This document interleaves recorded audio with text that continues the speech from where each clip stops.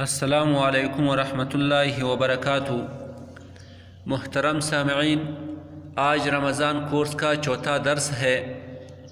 پچھلے درس میں ہم نے ان عذروں کا بیان کیا تھا جس کی وجہ سے روزہ نہ رکھنے کی اجازت تھی۔ آج کے درس میں یہ ذکر کر لیں گے کہ روزہ رکھنے کے بعد اس کو کب توڑنا جائز ہے۔ تو یہ بات یاد رکھنا ضروری ہے کہ بعض لوگ معمولی عذروں کی بنا پر روزہ توڑ دیتے ہیں جو کہ جائز نہیں ہے، اور توڑنے کی صورت میں قضا و کفارہ دونوں لازم ہوں گے اور گناہگار بھی ہوگا۔ اس لیے کسی ایسے عذر جس میں ظن غالب یعنی غالب گمان یہ ہو کہ روزہ نہ توڑنے کی صورت میں جان یا کسی عضو کی ضائع ہونے کا قوی اندیشہ ہو یا ناقابل برداشت تکلیف کا سامنا ہو تو پھر روزہ توڑنا جائز ہے۔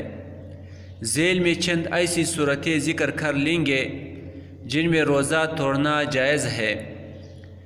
نمبر 1، روزہ دار اچانک بیمار ہو گیا کہ اگر روزہ نہ توڑے گا تو موت کا خطرہ ہے یا بیماری بڑھ جائے گی تو روزہ توڑ سکتا ہے۔ مثلا پیٹ میں سخت درد ہوا یا سانپ بچھو نے کاٹ لیا یا دل کا دورہ پڑ گیا یا ایکسیڈنٹ وغیرہ میں شدید زخمی ہوا تو ان عذروں کی بنا پر روزہ توڑ سکتا ہے۔ نمبر 2، روزہ رکھنے کے بعد سخت پیاس لگی یا سخت بھوک لگی کہ اگر پانی نہیں پیے گا یا روٹی نہیں کھائے گا تو ہلاکت کا ڈر ہے، تو ہلاکت سے بچنے کے لیے پانی پی سکتا ہے اور روٹی کھا سکتا ہے۔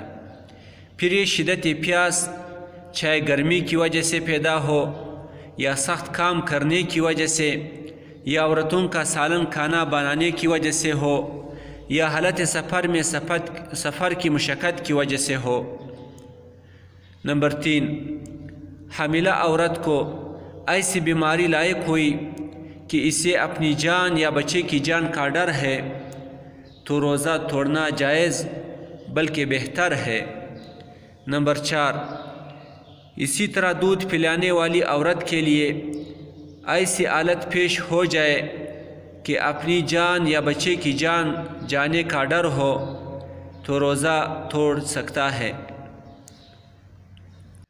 نمبر 5، اسی طرح کسی نے جان سے مارنے یا کسی عضو کی کاٹنے یا ناقابل برداشت تکلیف دینے کی دھمکی دی اور وہ ایسا کرنے پر قادر بھی ہو تو اس کے لیے روزہ توڑنا جائز ہے۔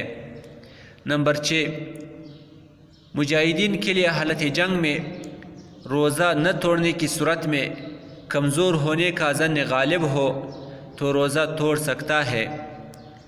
نمبر 7، اسی طرح سفر میں ناقابل برداشت تکلیف کا سامنا ہو تو روزہ توڑ سکتا ہے، لیکن اگر سفر آرام دہ ہو تو پھر روزہ توڑنا جائز نہیں ہے۔ نمبر 8، خواتین کو اگر روزہ کی حالت میں حیض یا نفاس کا خون آ جائے تو وہ روزہ توڑ دے گی، بقیہ دن کھا پی سکتی ہے۔ السلام علیکم ورحمۃ اللہ وبرکاتہ۔